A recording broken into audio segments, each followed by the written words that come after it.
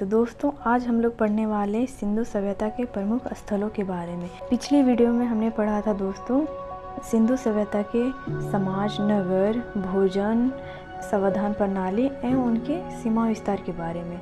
तो आज हम लोग उनके प्रमुख स्थलों के बारे में पढ़ेंगे। अगर दोस्तों आपने पिछली वीडियो को नहीं देखा तो उस वीडियो को ज़रूर देखें, फिर इस वीडियो को देखें। इससे क्या होगा, आपको सारा कॉन्सेप्ट क्लियर होते जाएगा। तो आइए शुरू करते हैं। सिंधु सभ्यता में 1500 स्थल खोजे गए हैं, जिसमें मैंने 10 प्रमुख स्थलों को कवर किया है जो एग्ज़ाम में पूछे जाते हैं। तो पहला है हड़प्पा सभ्यता। तो इसकी खुदाई दयाराम साहनी ने 1921 ईस्वी में की। यह रावी नदी के तट पर वर्तमान में मोंटेगोमरी जिला के पश्चिमी पंजाब पाकिस्तान में स्थित है। तो दोस्तों जो हड़प्पा है वो वर्तमान में पाकिस्तान में पश्चिमी पंजाब का एक मोंटेगोमरी जिला है, वहीं रावी नदी के तट पे हड़प्पा सभ्यता स्थित है। तो ये आज का पाकिस्तान है, लेकिन पहले का ये भारत का क्षेत्र हुआ करता था। तो यहाँ से प्राप्त साक्ष्य के बारे में देखते हैं, जो कई बार एग्ज़ाम में पूछे गए हैं। ये बहुत ही महत्वपूर्ण है। तो मैंने जो एग्ज़ाम में पूछे गए हैं, पूछे जाते हैं, इसलिए मैंने जो प्रमुख साक्ष्य है मैंने उन्हीं को कवर किया है। तो यहाँ पे श्रमिक आवास, अन्नागार, लकड़ी का ताबूत, एक सिरंगी पशु का मोहर मिला है। तो दोस्तों आप स्टोरी के तौर पे ऐसे याद रख सकते हैं कि श्रमिक आवास, अन्नागार, तो जो एक मजदूर है तो वो आवास में रहेगा तो श्रमिक आवास, वो अन्न खाएगा तो अन्नागार, और लकड़ी का ताबूत, जब उनकी मृत्यु हो जाएगी तो उन्हें लकड़ी के ताबूत में दफना दिया जाएगा। तो इससे आप एक स्टोरी के तौर पे 3 पॉइंट को कवर कर सकते हैं। बाकी एक बच गया, एक सिरंगी पशु का मोहर। तो दोस्तों एक सिरंगी पशु का मोहर, एक मोहर मिली जिसमें एक सींग वाला पशु को दर्शाया गया है, तो इसीलिए इसे एक सिरंगी पशु का मोहर बताया गया है। तो आप एक को अलग से याद रख लीजिए और 3 को एक स्टोरी के तौर पे समझ लीजिए कि मजदूर है, आवास में रहेगा, अन्न खाएगा और उनकी मृत्यु हो जाएगी तो लकड़ी के ताबूत में दफना दिया जाएगा। दूसरा है दोस्तों मोहनजोदड़ो। तो मोहनजोदड़ो की खोज 1922 ईस्वी में राखालदास बनर्जी ने किया। मोहनजोदड़ो का अर्थ होता है मृतकों का टिल्ला। तो दोस्तों मोहनजोदड़ो का अर्थ होता है मृतकों का टिल्ला। जब मोहनजोदड़ो की खुदाई हुई थी तो यहाँ बहुत सारे कंकाल निकले थे, इसीलिए इसे मृतकों का टिल्ला कहा गया है और उनका अर्थ होता है मृतकों का टिल्ला मोहनजोदड़ो का। तो वर्तमान में यह सिंधु नदी के तट पर पाकिस्तान के लरकाना ज़िले में स्थित है। तो ये भी पाकिस्तान में है और पाकिस्तान के लरकाना ज़िले में स्थित है, सिंधु नदी के किनारे। तो दोस्तों मोहनजोदड़ो सिंधु नदी के किनारे है और हड़प्पा रावी नदी के किनारे है, और दोनों पाकिस्तान में है। यहाँ से प्राप्त साक्ष्य। तो साक्ष्य में पुरोहित आवास है, विशाल स्नानागार है और घर में कुआं, सबसे चौड़ी सड़क, आदि शिव की मूर्ति, अन्नागार और कांसे की बनी नर्तकी की मूर्ति, पशुपतिनाथ, शिव की मोहर। तो दोस्तों ये मैंने जो मुख्य साक्ष्य उसे उठाया है जो एग्जाम में पूछे जा सकते हैं। तो आप इसको स्टोरी के तौर पे याद कर सकते हैं कि पुरोहित आवास, यहाँ से मतलब एक पुरोहित है तो विशाल स्नानागार में स्नान करके, घर के कुएं से जल लेके, चौड़ी सड़क से चल के और आदि शिव की मूर्ति की पूजा करके फिर वो वापस लौटेगा तो अन्नागार में भोजन करेगा और वहाँ उसे कांसे की मूर्ति और कांसे की बनी नर्तकी की मूर्ति और पशुपतिनाथ शिव की मोहर प्राप्त होगी। तो दोस्तों इससे ना इजी हो जाता है ट्रिक से याद करने में कि पुरोहित है, स्नान करेगा, जल लेगा, चौड़ी सड़क से चल के जाएगा, पूजा करेगा, फिर अन्न करेगा और वहाँ 2 चीज़ प्राप्त होती है, कांसे की बनी नर्तकी की मूर्ति और पशुपतिनाथ। तो आप इस ट्रिक से याद रख सकते हैं। तो अब 8वां है पशुपतिनाथ शिव की मोहर। तो दोस्तों ये इम्पोर्टेंट है। तो पशुपतिनाथ की शिव की जो मोहर है उनकी खोज मेके ने की और उसका नाम मार्शल ने दिया। तो देखते हैं वो मोहर किस प्रकार की मोहर थी। तो दोस्तों आइए देखते हैं।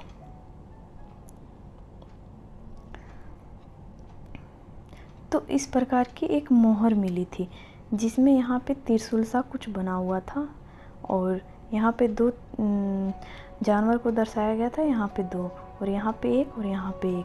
तो ये साइड जो है एक हाथी है और एक बाघ है और ये साइड जो है एक गैंडा है और एक भैंसा है। तो और यहाँ हिरन है।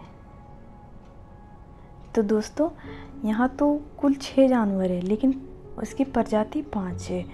तो ये जो त्रिशूल टाइप से है, तो इसका अंदाज़ा लगा के इनको पशुपतिनाथ, मतलब त्रिशूल टाइप से मतलब शिव भगवान का ये मोहर होगा। तो ये पशुपतिनाथ शिव का मोहर का इनका नाम दिया गया है। तो इसकी खोज मैके ने की और इनका नाम मार्शल ने दिया। इसमें 6 जानवर के चित्र बने हैं। पहला हाथी है, बाघ है, और ये साइड गेंडा और भैंस है, और बीच में 2 हिरन है। तो ये दोनों हिरन है। तो यहाँ तो कुल 6 जानवर है, लेकिन प्रजाति 5 है। तो समझ में आ गया होगा दोस्तों। तो यही यहाँ कह रहा है कि इसमें 6 जानवर के चित्र बनाए गए हैं और प्रजाति 5 है। तो दोस्तों इसमें कंफ्यूज नहीं होना है कि पशुपतिनाथ शिव की मोहर प्राप्त हुई है, जिसमें त्रिशूल सा कुछ बना है। उसका अंदाज़ा लगा के इसका नाम दिया गया है पशुपतिनाथ शिव की मोहर। और जिसमें 6 जानवर के चित्र बने हैं, 2 ये साइड बाघ और हाथी, और 2 साइड भैंस और गेंडा, और 2 हिरन। तो प्रजाति 5 है और जानवर 6 है। अब यहाँ जलाने की परंपरा थी। तो दोस्तों हमने पढ़ा था कि सिंधु घाटी सभ्यता में मृतकों का अंतिम संस्कार लोग 3 प्रकार से करते थे। तो यहाँ पे जो मोहनजोदड़ो वहाँ जलाने की परंपरा थी। और पहला जलाने की परंपरा थी, दूसरा दफनाने की परंपरा थी, और तीसरा मृतकों के शव को जंगल में रख दिया जाता था, और जब पशु पक्षी उनको मांस को खा लेते थे तो उनको हड्डी को दफनाया जाता था। तो जो मोहनजोदड़ो है यहाँ पे जलाने की परंपरा मिली। तो यहाँ पे जलाने की परंपरा थी। आगे देखते हैं दोस्तों कालीबंगा। तो कालीबंगा का अर्थ होता है काले रंग की चूड़ी। तो दोस्तों इसकी खुदाई बीके थापर तथा बीबी लाल ने की। वर्तमान में यह राजस्थान में घग्गर नदी के किनारे स्थित है। तो वर्तमान में यह राजस्थान में है, घग्गर नदी के किनारे स्थित है। तो यहाँ से प्राप्त साक्ष्य के बारे में देखते हैं। साक्ष्य के बारे में ही ज़्यादा दोस्तों पूछा जाता है कि जैसे ऐसा पूछ देगा जुते हुए खेत का प्रमाण कहाँ से मिला है, तो आपको तुरंत कालीबंगा, तो आपको याद रहेगा कि जुते हुए खेत का प्रमाण मतलब कालीबंगा से मिला था। तो ऐसे में क्वेश्चन बनते हैं, क्वेश्चन पूछे जाते हैं। तो सच है, जुते हुए खेत का प्रमाण मिला था, मतलब उस सभ्यता में लोग मतलब हल से खेत की जुताई करते होंगे, तो उसका प्रमाण मिला है। अग्नि हवन कुंड मिला है, मतलब लोग यज्ञ वगैरह भी करते थे। और युगल समाधान मिला है। दोस्तों ये जो चित्र है, चित्र देख रहे हैं आप, ये एक पति पत्नी की युगल समाधान का चित्र है। तो युगल समाधान को इस चीज़ को प्रमाणित करता है कि उस सभ्यता में सती प्रथा इतनी प्रचलित थी कि मतलब उनके पति की मृत्यु हो जाती थी तो पत्नी को भी जिंदा दफना दिया जाता था। तो ऐसा तो होगा नहीं कि दोनों पति पत्नी एक ही दिन मर गए होंगे। तो इस चित्र से यह प्रूफ होता है कि सती प्रथा उस सिंधु घाटी सभ्यता में इतनी प्रचलित थी। तो आगे देखते हैं दोस्तों लोथल। तो इसकी खोज एसआर राव ने भोगवा नदी के किनारे अहमदाबाद गुजरात में करवाया था। सॉरी यहाँ किया होगा। तो यहाँ से साक्ष्य, तो जो लोथल है वो गुजरात में है और यह भोगवा नदी के किनारे। तो गुजरात दोस्तों इस समुद्र के किनारे पड़ता है गुजरात, और यहाँ पे एक भोगवा नदी हो, वहीं पे इस लोथल की खोज हुई थी। तो यहाँ से साक्ष्य क्या क्या मिले थे, तो यहाँ से चावल के साक्ष्य और बंदरगाह। तो दोस्तों ऑब्वियसली बात है कि जब समुद्र के किनारे जो क्षेत्र पाए जाएंगे तो वहाँ तो बंदरगाह हो गए। तो आप इसको ऐसे याद रख सकते हैं कि गुजरात समुद्र के किनारे है और यहाँ पे बंदरगाह। जब बंदरगाह की बात तो समुद्र के किनारे जो क्षेत्र है वहाँ पे होगा। तो लोथल में सड़कें दरवाजे की तरफ खुलते थे। सॉरी सड़कें की तरफ दरवाजे खुलते थे। तो दोस्तों मैंने पढ़ा था कि सिंधु घाटी सभ्यता में सड़कें 2 प्रकार से बनाई जाती थी। एक मेन सड़क होता था, मुख्य सड़क, और एक छोटी गली वाली सड़क, मतलब एक छोटी गली होती थी। तो लोग पहले छोटी गली में निकलते थे, फिर मुख्य सड़क में आके मिलते थे। तो यहाँ पे जो है लोथल में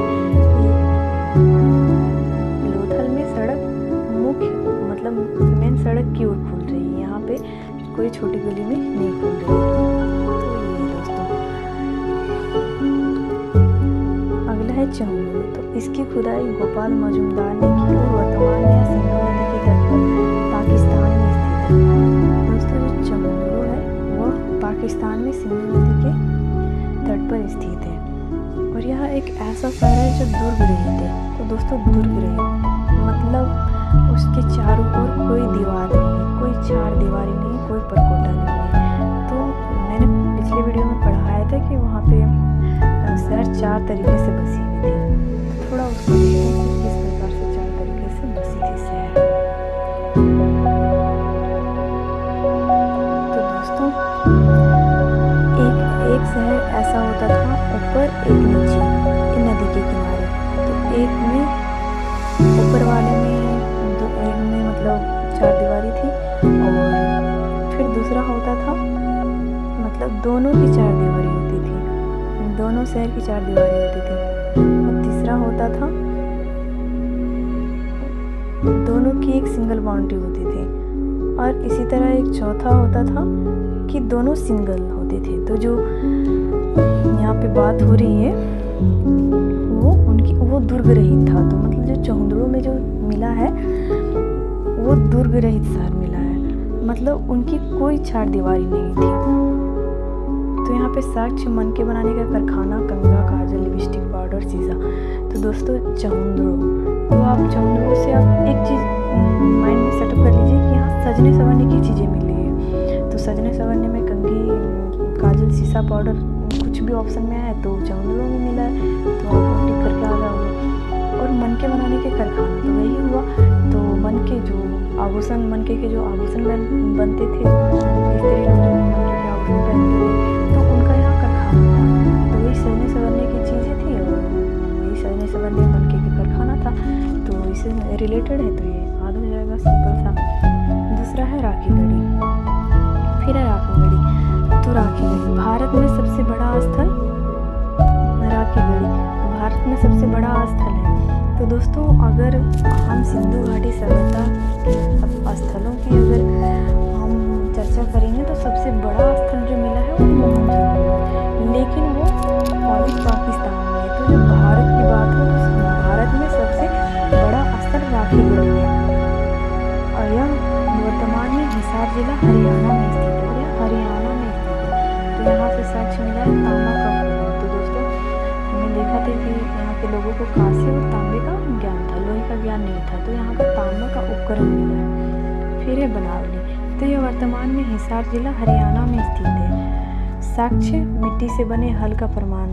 तो दोस्तों जो बनावली है यहाँ पे मिट्टी से बने हल का प्रमाण मिला है, मतलब मिट्टी का हल को ऐसे भट्ठे में पका के ऐसे बनाया गया होगा, उसके प्रमाण मिले। तो सुरकोटदा। तो दोस्तों कई जगह पे आपको सुरकोटदा होगा, कोटदा होगा और कोतदा होगा। तो तीनों आपको घबराने की कोई बात नहीं है क्योंकि तीनों का मतलब एक ही होता है, सुरकोटदा। तो इसका उत्खनन जगपति जोशी ने करवाया जो वर्तमान में गुजरात में स्थित है। तो यह सुरकोटदा जो है वो गुजरात में स्थित है और यहाँ से साक्ष्य मिले, घोड़े की हड्डियों का प्रमाण मिला है, तराजू का पलड़ा मिला है। तो दोस्तों पूरी सभ्यता में घोड़े का कहीं भी प्रमाण नहीं मिला है, मतलब सिर्फ जो सुरकोटदा है वहीं पे घोड़े की हड्डियों का प्रमाण मिला है। मतलब इससे यह प्रमाणित होता है कि वहाँ के लोगों को थोड़े थोड़े घोड़े का भी मतलब जानकारी था। और तराजू का पलड़ा, तो जो सिंधु घाटी सभ्यता का लोगों का मुख्य व्यवसाय व्यापार था, तो जाहिर सी बात है कि तराजू तोलने उलने ये सब का भी ज्ञान था। तो तराजू का पलड़ा मिला है, मतलब लोग छोटी से छोटी भी चीज़ को तोल के बेचते थे। फिर दोस्तों रोपड़। तो इसकी खोज अकबर शर्मा ने की थी और वर्तमान में पंजाब में सतलुज नदी के किनारे स्थित है। तो दोस्तों रोपड़, तो रोपड़ सतलुज नदी के किनारे पंजाब में स्थित है। तो यहाँ से साक्ष्य मिले हैं, तांबे का कुल्हाड़ी, मानव के साथ कुत्ते को दफनाने का प्रमाण। तो दोस्तों तांबे की कुल्हाड़ी, तांबे धातु का ज्ञान था, तो तांबे की कुल्हाड़ी मिली और मानव के साथ कुत्ते को दफनाने का प्रमाण। मतलब दोस्तों इस प्रमाण से यह दर्शाता है कि मानव कुत्ते के बीच के विशेष संबंध को दर्शाता है कि कितना प्रेम होगा। तो आप इसको ऐसे याद रख सकते हैं कि इस प्रेम को, मतलब इस दृश्य को देखकर जो रो पड़े, तो वो कहाँ मिला है? रोपड़ में। तो मानव के साथ कुत्ते को दफनाने का प्रमाण तो रोपड़ में मिला है, और यहाँ गाय के साक्ष्य नहीं मिले। तो दोस्तों, सिंधु सभ्यता में कहीं भी हमें गाय का साक्ष्य या तो गाय से रिलेटेड कोई चित्र या तो शेर का, इस सब का कोई भी प्रमाण नहीं मिला। इससे यह मतलब साबित होता है कि लोगों को गाय की जानकारी उस टाइम उतना नहीं था, मतलब जानकारी था ही नहीं। फिर है धोलावीरा, तो इसकी खुदाई रविंदर सिंह बिष्ट ने की। साक्ष्य यहाँ से स्टेडियम मिला है। तो मतलब उस टाइम भी लोग खेलने के शौकीन थे, उस टाइम पे भी स्टेडियम था।